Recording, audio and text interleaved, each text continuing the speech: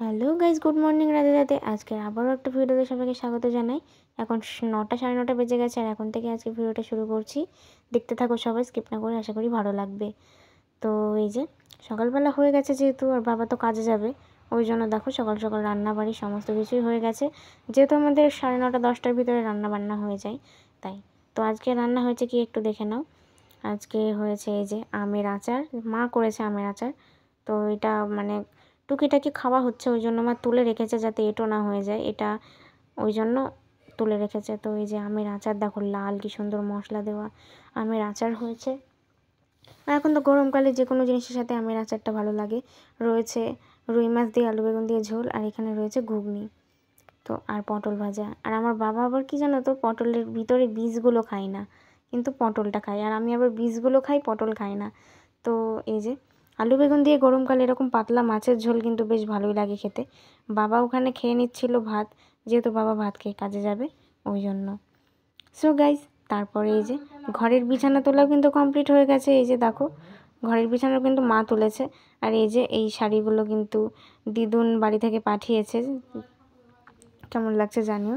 যদি এগুলো পরার নয়, এগুলো বিক্রি করার জন্যই দিদুন পাঠিয়েছে।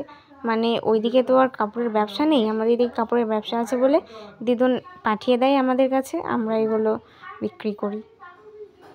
মানে যেরকম করে মাল আনতে যাই সেরকমই দিদুন আমাদের পাঠিয়ে দেয় এবং বলে যে এগুলো বিক্রি করে দিস। তো এই যে এখানে আমার বোন দেখো খেলতে বসেছে। দেখো, ওর খেলা ছাড়া আর কোনো কিছুই নেই।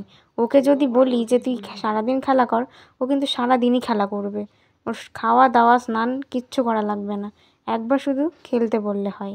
তো চলো এবার রান্নাঘরের অবস্থাটা তোমাদের দেখিয়ে দিই। দেখো, মানে পরিষ্কার কিন্তু হয়ে গেছে।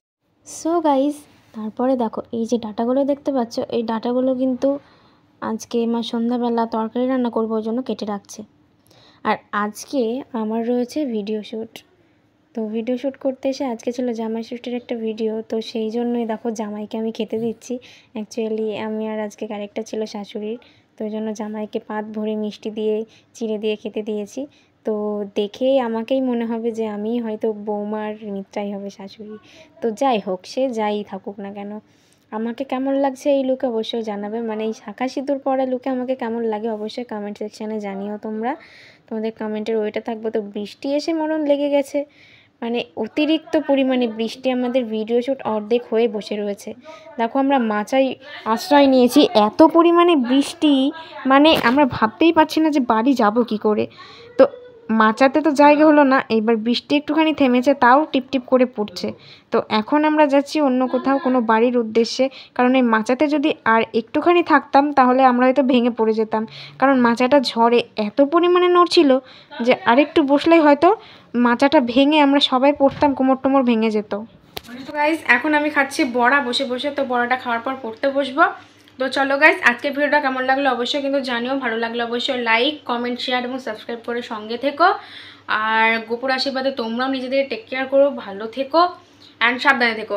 আর হ্যাঁ, আমাকে শুটিংয়ের মানে ওই শাড়িটারি পরে কেমন লাগে অবশ্যই কিন্তু জানিও। তো চলো সবাইকে টাটা, আমি খেয়ে নিই।